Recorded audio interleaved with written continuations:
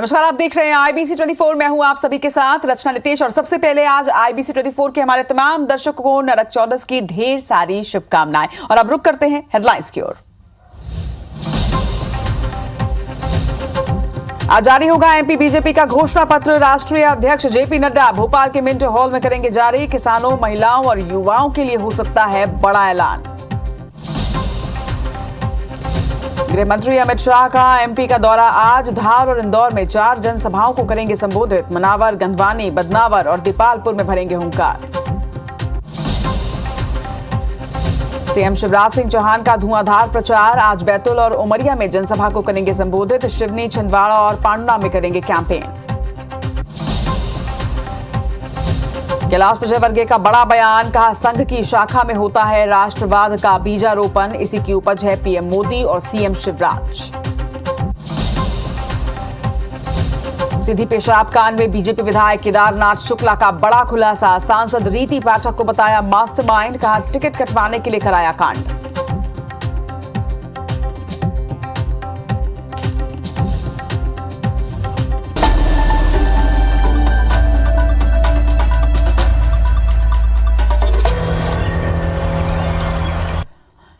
और हेडलाइंस की बात शुरुआत करेंगे गुड मॉर्निंग मध्य प्रदेश की। और सबसे पहले आपको बुलेटिन में बताएंगे कि आज मध्य प्रदेश में किन किन दिग्गजों का दौरा है।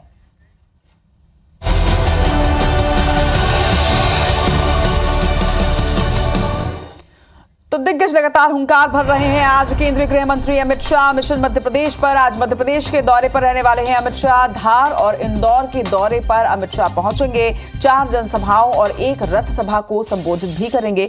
धार के मनावर के लाइंस स्कूल में ये सभा आयोजित की गई है, जहां पर चुनावी हुंकार केंद्रीय गृह मंत्री अमित शाह भरने वाले हैं। दोपहर 2:15 पर गंधवानी विधानसभा के अवल्दा में रथ सभा को भी वो संबोधित करेंगे। जिसके बाद दोपहर लगभग 3:10 पर बदनावर के मंडी प्रांगण में जनसभा को संबोधित वो करेंगे। शाम लगभग 5:15 बजे धार वो पहुंचेंगे। धार के किला मैदान में जनसभा होगी। वहीं शाम लगभग 6:45 बजे इंदौर जिले के देपालपुर के बेटमा में जनसभा को केंद्रीय गृह मंत्री अमित शाह संबोधित करने वाले हैं। तो मिनट टू मिनट कार्यक्रम आज केंद्रीय गृह मंत्री अमित शाह का हमने आपको बताया। आज मध्य प्रदेश के दौरे पर अमित शाह रहने वाले हैं और कई जगहों पर आज वो जनसभा को संबोधित करेंगे, रथ सभा को भी संबोधित करने वाले हैं।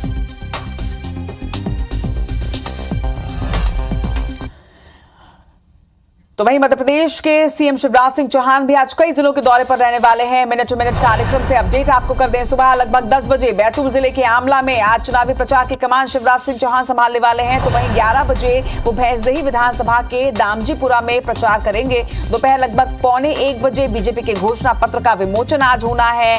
वहीं दोपहर लगभग 3:45 बजे उमरिया के मानपुर में चुनावी सभा को सीएम शिवराज सिंह चौहान संबोधित करेंगे। पलारी, बरघाट और छिंदवाड़ा के मेघा शवनी में सभा होनी है। वहीं पांडुना के मोखेड़ा में भी आज सभा को सीएम शिवराज सिंह चौहान संबोधित करने वाले हैं। तो आज बेहद अहम दिन, क्योंकि आज मध्य प्रदेश बीजेपी अपना घोषणा पत्र जारी करने वाली है। कई अहम बिंदु इसमें शामिल किए गए हैं। लगभग 1 बजे आज घोषणा पत्र जारी किया जाएगा। वहीं आज सीएम शिवराज सिंह चौहान कई विधानसभाओं में प्रचार की कमान संभालने वाले हैं और चुनावी सभाओं को संबोधित करेंगे।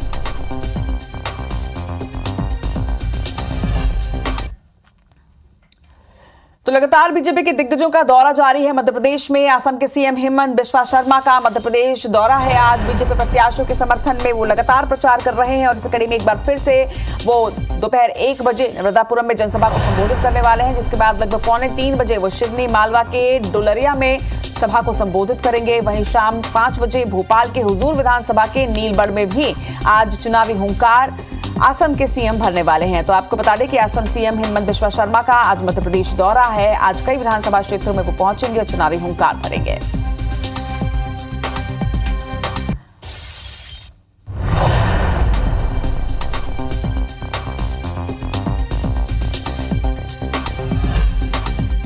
तो दिग्गज लगातार चुनावी हुंकार भर रहे हैं। किसमें कितनी धार ये तो देखना होगा। लेकिन इसके साथ ही आज मध्य प्रदेश में बीजेपी के लिए बेहद अहम दिन, क्योंकि आज बीजेपी अपना घोषणा पत्र मध्य प्रदेश के लिए जारी करने जा रही है। बीजेपी के राष्ट्रीय अध्यक्ष इस घोषणा पत्र को जारी करेंगे।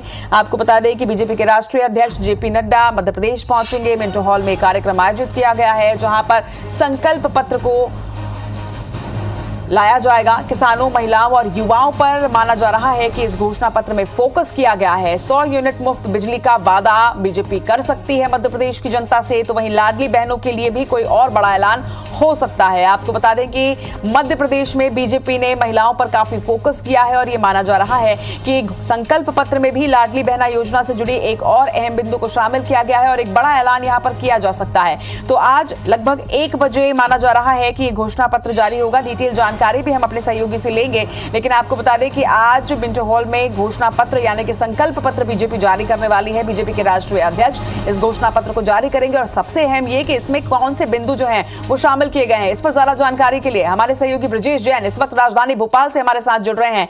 ब्रजेश, अब चुनाव को ज्यादा दिन बचे नहीं हैं और अब आज बेहद खास दिन एमपी बीजेपी के लिए, क्योंकि आज घोषणा पत्र ला रही है। कौन कौन से बिंदु इसमें शामिल किए गए हैं, आपके पास क्या जानकारी है हमारे दर्शकों के लिए?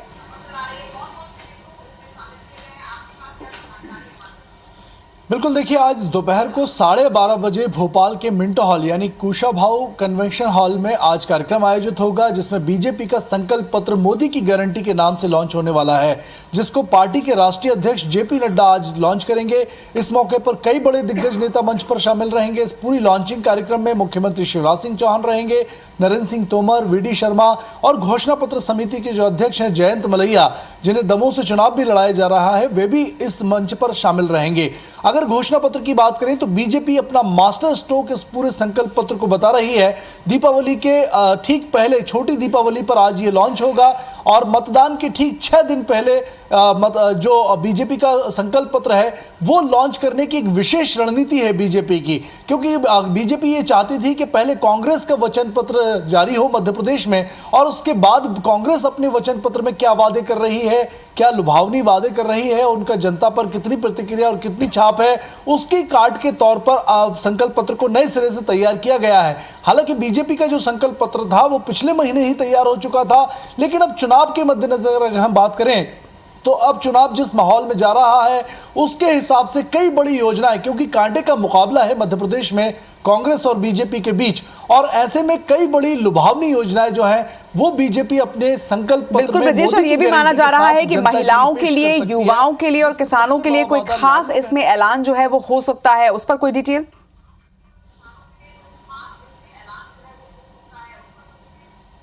बिल्कुल, देखिए यही मैं कह रहा था कि तीनों वर्गों पर विशेष फोकस रहेगा। सरकारी कर्मचारियों को भी इसमें शामिल किया गया है। इसके साथ ही अगर विशेष फोकस वाले एरिया की बात करें तो लाडली बहना यानी महिलाएं प्रदेश की जो लगभग 48% मतदाता भी हैं उन पर खास फोकस रहने वाला है। और सबसे बड़ी योजना जिस तरीके से मध्य प्रदेश सरकार ने लॉन्च की थी लाडली बहना योजना, उसकी राशि 3,000 तक बढ़ाने का इसमें ऐलान किया जा सकता है। इसके अलावा स्वयं सहायता समूह जो मध्य प्रदेश में 1.5 लाख से ज्यादा है, महिलाओं को रोजगार देते हैं, लगभग 25 लाख महिलाएं इसमें जुड़ी हुई हैं, उनको स्वरोजगार देना, मुफ्त में लोन देना बिना ब्याज के, ये तमाम चीजें इसमें शामिल रह सकती हैं। युवाओं के रोजगार के लिए, फ्री शिक्षा के लिए, और आगे भी जिस तरीके से एमबीबीएस की पढ़ाई को हिंदी में किया गया है उसी तरीके से अन्य टेक्निकल एजुकेशन को हिंदी में लाने की बात की जा सकती है। रोजगार और सरकारी नौकरियों को लेकर बड़े ऐलान और वादे किए जा सकते हैं। किसानों को जिस तरीके से कांग्रेस ने 5 हार्स पावर के मुफ्त कनेक्शन, 12 घंटे बिजली, घरेलू बिजली की बात करें तो 100 घंटे बिजली बिल माफ और जो 200 यूनिट है उसका बिजली बिल हाफ का वादा कांग्रेस ने किया है, उसकी कार्ड के तौर पर बीजेपी भी मुफ्त बिजली का ऐलान आज कर सकती है। यानी कि बीजेपी अपनी परंपरागत ट्रैक लाइन से हटकर यहां पर नजर आएगी अपने इस वचन पत्र में, और कई बड़े यानी कि कह सकते हैं फ्री की जो योजनाएं हैं उनके वादे यहां पर शामिल हो सकते हैं। बिल्कुल, तो तस्वीर पूरी तरह से तो लगभग 1 बजे साफ हो जाएगी ब्रजेश, और तब आपसे एक बार फिर से अपडेट लेंगे। फिलहाल तमाम जानकारी के लिए आपका बहुत बहुत शुक्रिया। तो बीजेपी का घोषणा पत्र आज जारी होने वाला है, क्या बीजेपी के लिए ये ट्रम्प कार्ड साबित होगा, ये देखना होगा। क्या मास्टर स्ट्रोक साबित होगा, ये भी देखेंगे। आपको तमाम अपडेट्स भी जो घोषणा पत्र से जुड़ी है वो सुनाते रहेंगे, लेकिन इस वक्त एक बड़ी खबर आपको बता दें। सीधी से ये खबर है, सीधी विधायक केदारनाथ शुक्ला, जिनका टिकट इस बार काटा गया है, उन्होंने एक बड़ा खुलासा किया, बड़ा आरोप लगाया है। सीधी पेशाब कांड मामले में सीधी सांसद रीति पाठक पर गंभीर आरोप सीधी विधायक ने लगाए हैं। टिकट कटवाने के लिए पेशाब कांड का उपयोग करने का ये आरोप है। उन्होंने ये भी कहा कि दिल्ली में रहकर लोगों से संपर्क करके ये कांड करवाया गया और विधानसभा के टिकट के चलते ही इस पूरे कांड को दुष्प्रचारित किया गया है। तो एक बड़ा आरोप यहां पर लगाया गया है। सीधी विधायक ने ये आरोप लगाया, आपको सुनवाते हैं उन्होंने क्या कहा।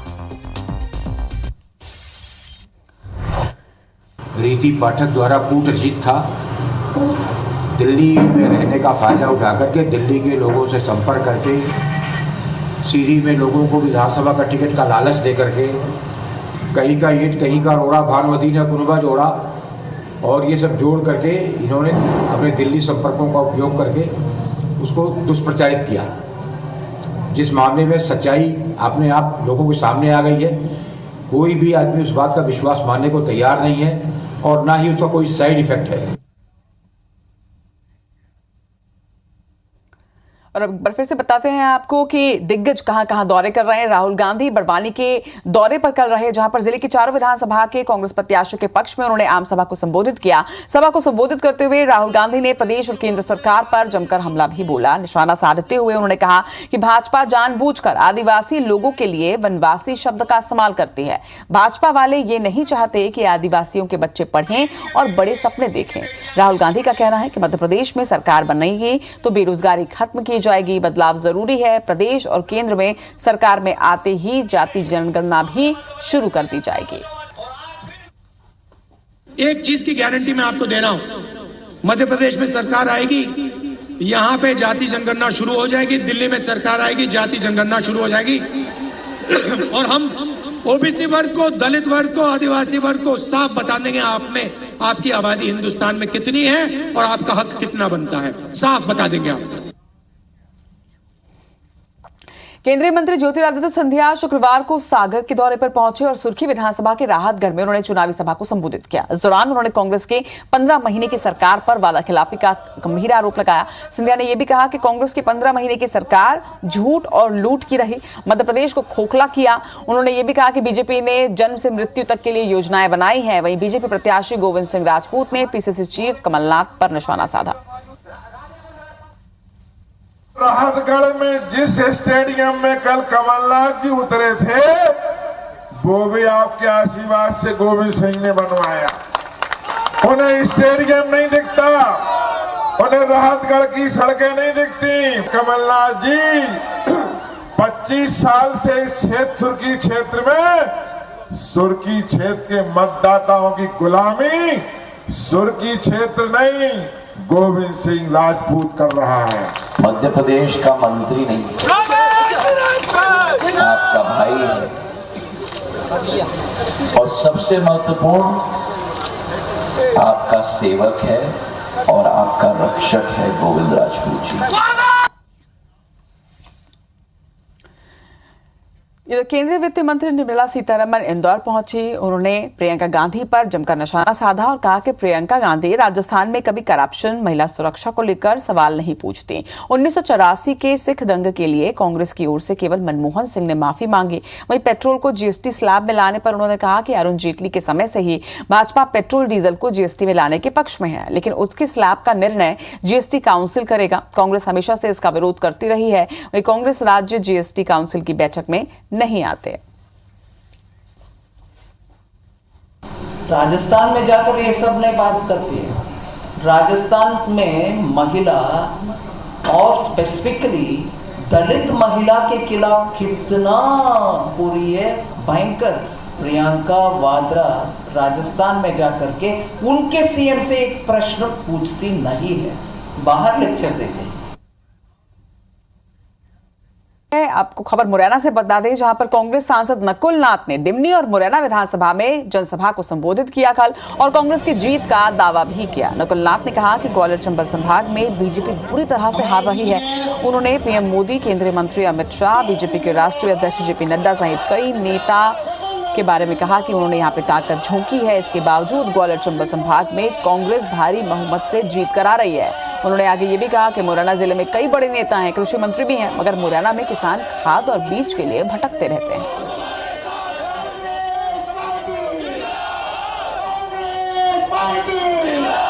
वो बौखलाए हुए हैं क्योंकि सबसे ज्यादा लीड ग्वालियर चंबल से कांग्रेस पार्टी को मिलने जा रही है। बिल्कुल तय।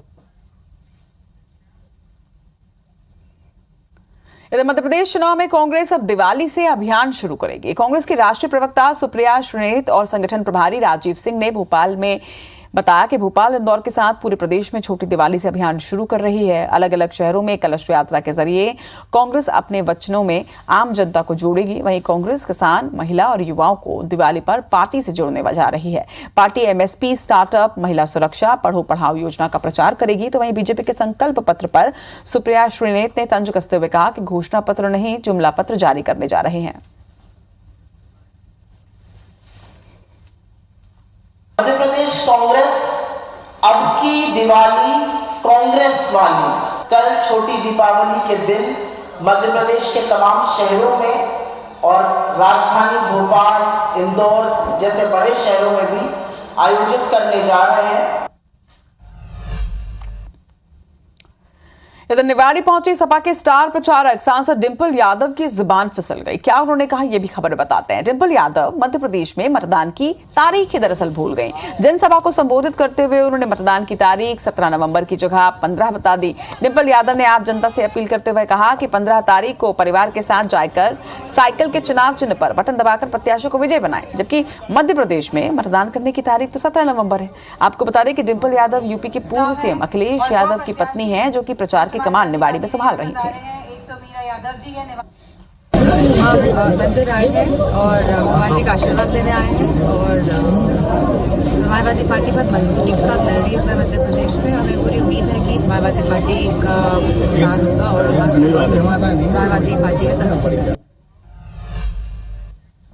मध्य प्रदेश में विधानसभा चुनाव को लेकर प्रचार का शोर अब चरम पर है। बीजेपी की तरफ से सरकार और संगठन पूरी तरह से एक्टिव है। क्या है बीजेपी की चुनावी तैयारी और इस बार वो कौन से मुद्दे होंगे जिसे लेकर वो मैदान में उतरेगी? तमाम सवालों पर हमने बीजेपी के प्रदेश अध्यक्ष वीडी शर्मा से बेबाक बातचीत की। वीडी जी, आप एक भी हर कॉन्स्टिट्यूंसी में ऐसे चेहरे नहीं ढूंढ पाए जो कि चुनाव लड़ सके। आपको चुनाव कैसे लड़ना पड़ा?